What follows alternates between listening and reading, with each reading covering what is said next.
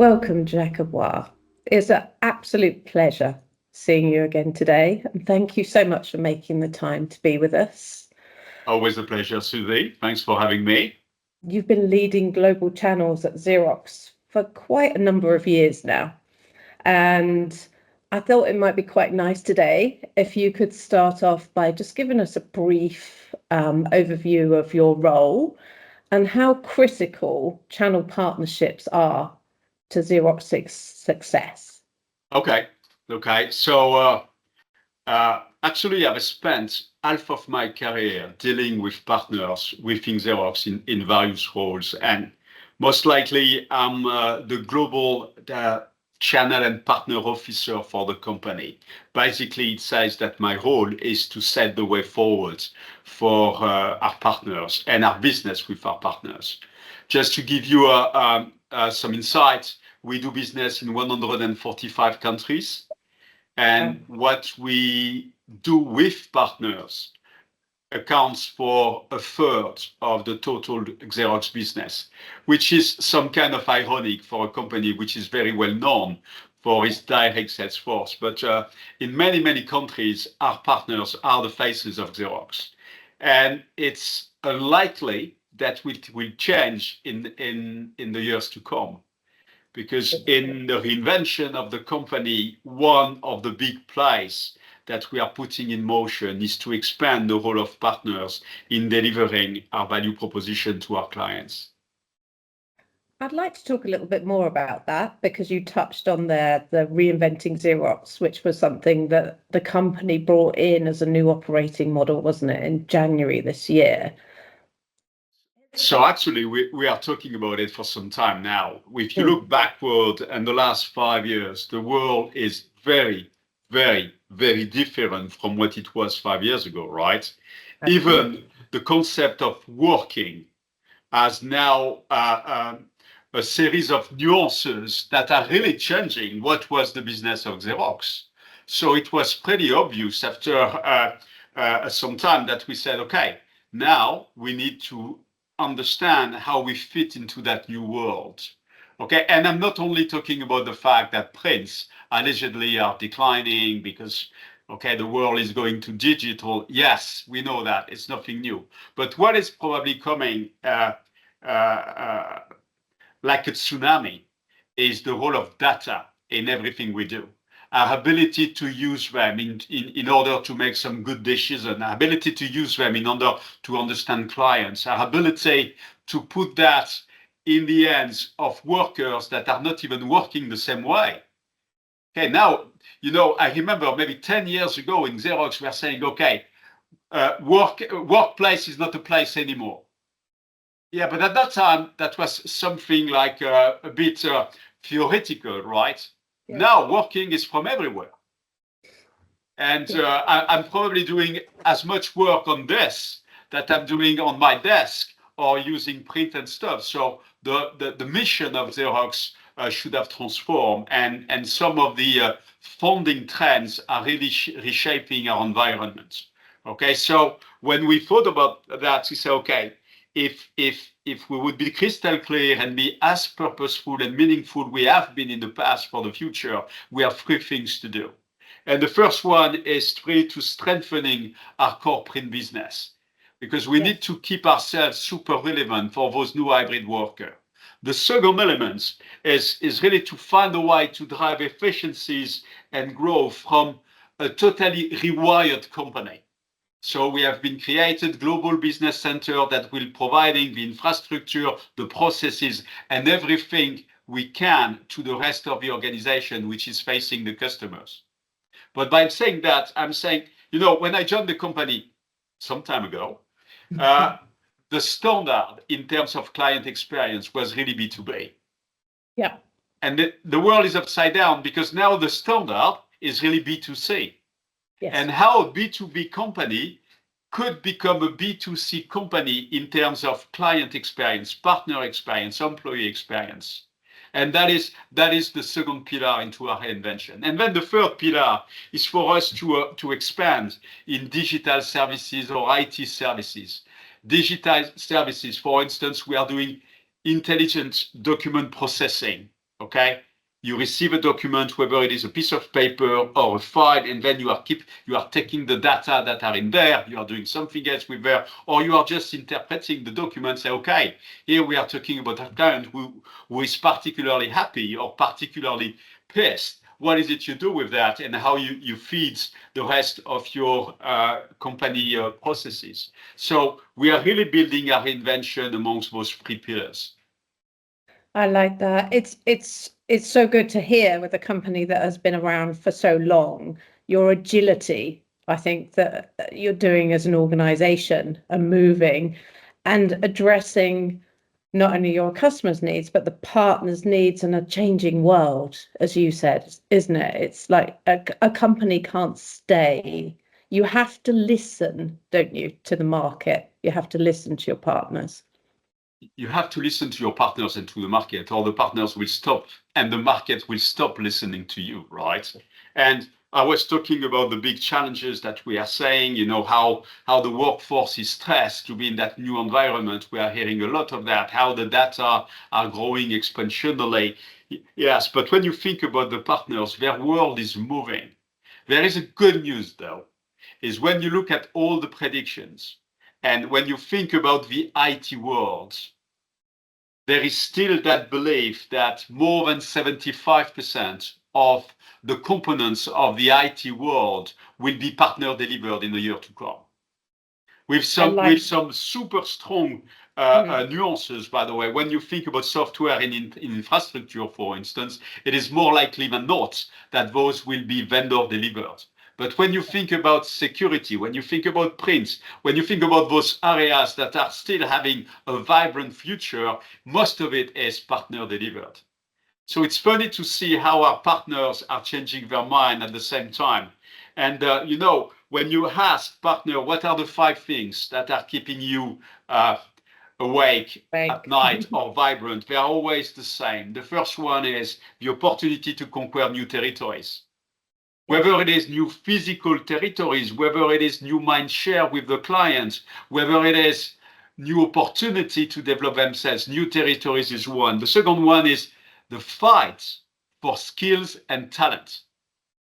Absolutely. There are new technology trends that are deeply transform how we do business, how we are getting productive. And this is a challenge for partners. The first one is always the same. In the old world, distribution was very vertical.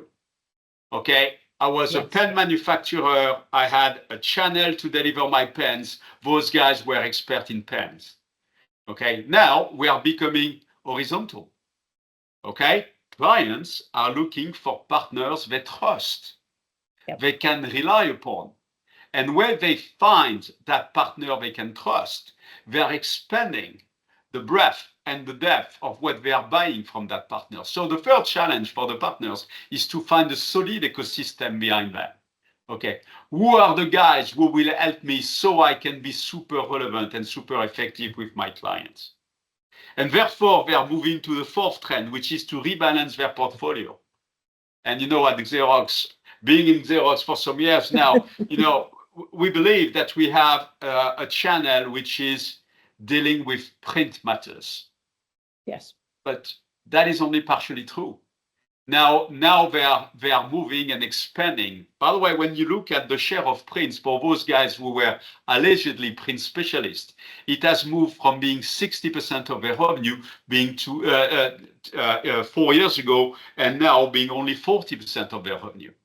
It means that they're selling some other things. But you can't be an expert in everything, particularly if you want to be highly skilled in delighting your clients. So you need to have the right portfolio. And the last one, which is not a toy, is the partners now must think about the sustainability of what they do, the impact of what they do.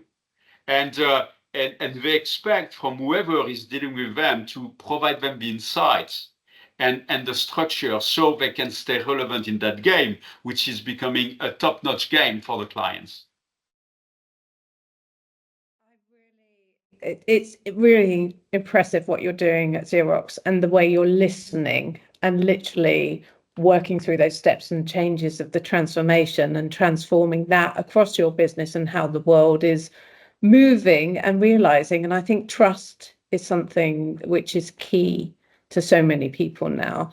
And I think that's it's a good point. Maybe we could bring in here. We started working with you, PartnerScore, in 2022, and that has grown and developed. So perhaps we can look at, that transformation. We know we've gone through that with you. We've been integrated into your partner ecosystem and working with you on that sort of reinvention of the channel partners. I think the thing that's come across is you're liking that real-time feedback, because it's all about improving that partner engagement, which supports the decisions, which is transforming the business and bringing the revenues. You've talked a lot about this, but could you perhaps from your view tell us how PartnerScore is integral going forward with your partner relationship? So when we started the journey, Susie, I think I know that the thinking was, okay, we need a kind of tool that is better than sending a survey to get partner satisfaction. Okay. And that was the thinking, and the attention that we had to it was, okay, important, not critical. But then over the years, we moved from being a pyramidal organization in becoming a flat organization. And then you really understand that how connected you are with the reality of what the partners are experiencing is becoming absolutely critical.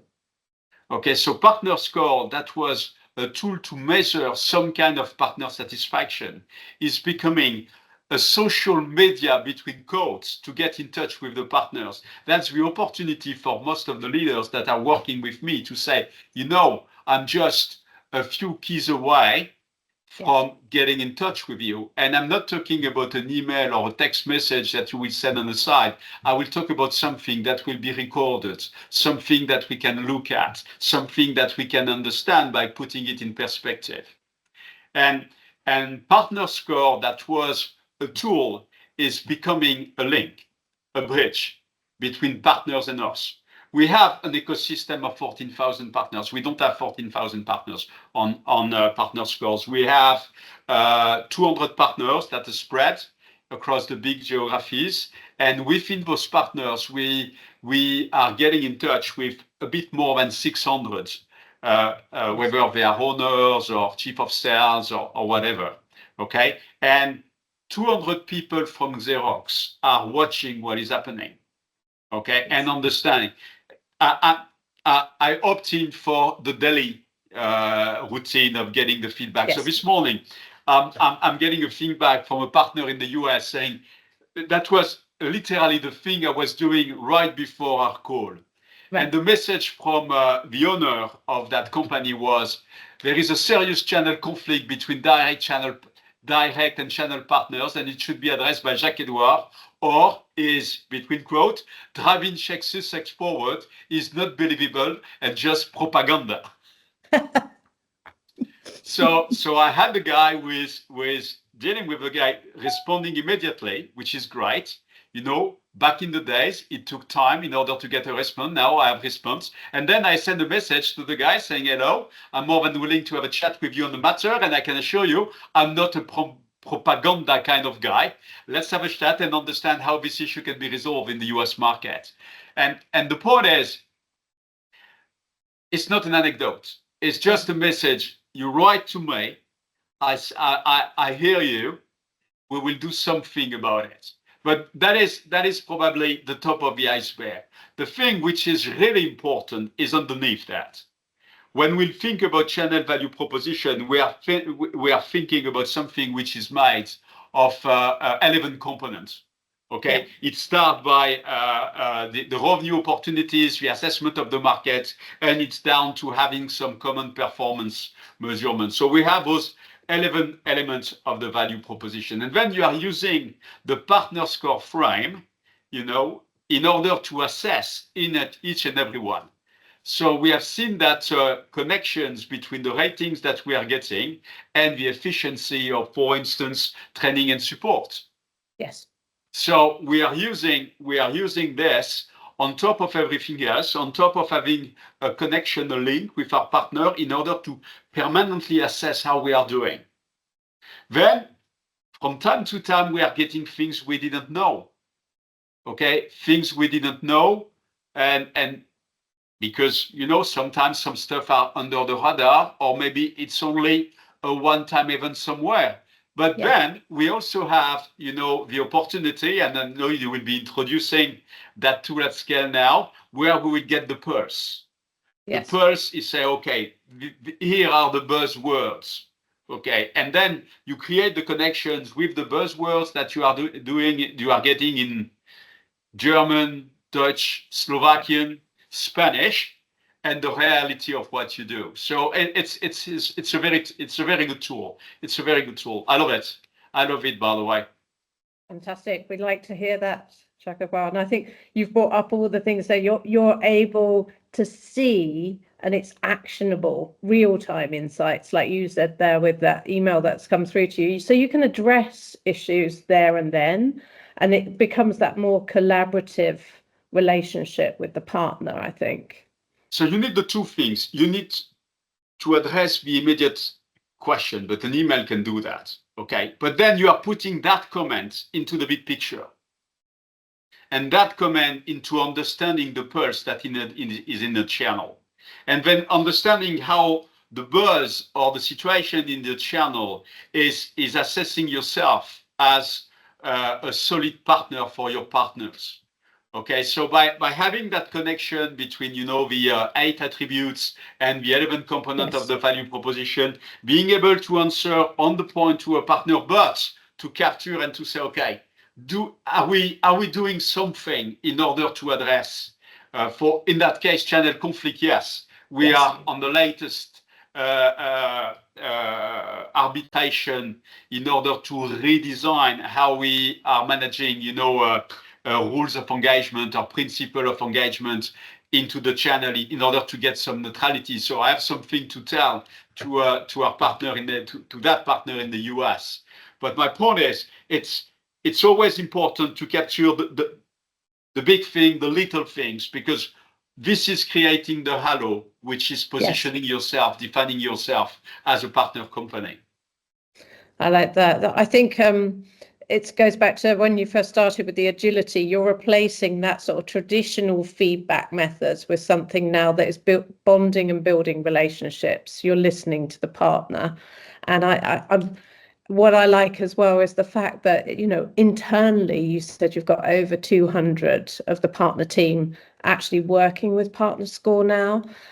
So this is a two-way partnership as such as well. So they're feeling that the relationship is building with their partners because they're understanding them better. You're giving them a channel, aren't you, to actually say, okay, here's your opportunity to give us the insights that you're feeling good about, not so good about, moving. Hey, look, I'm just scrolling down today, and I have from a company based in Europe, and the message that we got were always great service from MG and Chris. They are always there to help. Yep. And actually, the same day, the following day, MG has answered, thank you, Alexandre. We appreciate your business and work for you as well as a dealer. You are a benchmark. They are the little big things. Yes. Okay, because it's just a couple of minutes for the partner to say, okay, guys, I appreciate what you do, and then the positive impact it has on our colleague. And MJ is chatting back. Okay, thank you so much. This is what I call the little big things. Yes. Because that is the unique thing. So we are talking about the challenges. We are not afraid about talking about the challenges. We put the challenges in the big picture. We understand the context. We are things we know we are not great. We do not plan to stay average. We plan to be great, but this is not there. And then you have all the other things that are creating the bond between a brand and a partner, between people, to say it in short, right? Exactly. But at the end of the day, I think we're moving to the point of, this, we've got our partnerships, your understanding, you're building relationships, but this has all got to have an impact on growth and revenue. And in the context of putting PartnerScore forward, you've given me some great examples there where you've got partners actually talking back to you, celebrating the relationship. So you're seeing that increase in revenue and across your channel partnerships. You talked about a link and a bridge that's bringing that together now. And obviously not all the partners are on this. You've got a huge global network. Are you looking to the future of like bringing more of the partners onto PartnerScore as a true global platform? My immediate short term, and AI can help us. I would like to get a reading of the numerous touch base that I'm getting with any partner and make the link between this and a partner which is disengaging or a partner which is growing shares with us. Okay, we are not at that point. The assumption is if you do a great job with the partners, with your channel value proposition, and you get the understanding from the partner, you get the attention, then you will have a better business. But I'm absolutely, being a data guy, I'm absolutely convinced that there are signs in all the touch base that we are getting through PartnerScore that might help us to identify, where are the red herrings or where are the opportunities. And then the game will be to jump on the challenging situation to get them sorted, or to jump on the opportunities to take the most of it. So fundamentally, at this moment where we are reinventing the company, meaning rebuilding, the deeply the sales program, including the channel program, the 200 partners I have are the good guys. But over time, I would like the 200 to become 400, to become 1,000, to become 2,000. Okay, and between dealers and resellers to have the right mix. We haven't done a proper exercise yet, which is to say, okay, understanding where I would like to go, I need to have my sample, okay, amongst all the partners type that I might have in the world in order to get the clear picture. So we are not yet there, but I think we are only scratching the potential of using a platform like PartnerScore. You've covered so many things that I think as a channel leader, which is advancing and changing with the market and keeping very relevant. If you had maybe 3 things that you give as advice to other channel leaders looking to modernize their partner ecosystems, what would that be? And also to add to that, how do you think PartnerScore could help them achieve the same success that you have at Xerox? I think it's too early to call success, right? It's not my first reinvention at Xerox. So now we are in the art of the reinvention. Success will be called by the outside world. We are not yet there, but I do not feel giving advice to colleagues. That's not me. That's not me. But I can tell what are my mottos with the team, right? And by the way, it's not my key things with the team. Is how the team has defined what we should be doing going forward. And probably the first thing is we should move from meeting the clients where we can to meeting our clients where they want. Yes. And in order to do that, you need to create a super healthy partner ecosystem. Because, the clients are doing whatever they want. And in the direct world, you can feel some constraints, okay, by your own resources, the tools you are putting in the market. But the partner world, by its diversity, is offering endless opportunities. So finding the clients where they want is probably message number 1. And PartnerScore, by being able to give an image of that diversity, is helping us. My second message is when we think about the relationship with partners, okay, and this is true for communication, but this is true for any other processes, we need to move from, okay, this is the best we can do, to fighting every single day to be fast, easy, and meaningful. That's the thing. Okay, I had a conversation with a colleague yesterday, and I was asking a question, and I say, "Is it any good?" The answer is it is as good as we can do. But my question was, is it enough? And the answer was no. So my point is, anything we do, if we are not fast, if we are not easy, if we are not meaningful, then it's a failure. And that is the old way to think about partner experience, client experience, even employee experience. And the last comment is really something I really believe. We are the message. We are the message. So it's not a marketing campaign. It's not even your tool. It's how you interact, how you put yourself in the relationship. And PartnerScore is giving you the opportunity. I gave you example, and I swear to God, they are from today. They are not from, I didn't pick, the one on the channel conflict was first one. And the comment on MJ was the third one. Okay, yeah. So, and the second one was, okay, technical issue with one of the platform we have. Okay, that's part of it. Okay, that's part of it. But we are the message. Our ability to get in touch, our ability to fix problem, our ability to say, hey, the partners, like the client, they are not doing business with Xerox. They are doing business with people that are working for Xerox. So by providing the partner score, you are also providing an opportunity to the people that are working with you to be on the line, to show themselves they are doing something, they are following, they are not alone. So that's a powerful message. We are the message. I like that. Real-time feedback, actionable insights, and that partner engagement. So all of that data gives you growth. And it's just so exciting to see this develop with Xerox and how you're embracing this and moving forward. Thank you so much today for your time, Jacques-Edouard. It's been an absolute joy talking with you and hearing your insights and experiences. And thank you so much. Hey, thank you, Susie. Please pass my regards to Peter and David. They are working super hard in order to provide us a tool that is the best one I've seen so far, but that's probably the story. And thank you for having me. I really appreciate that.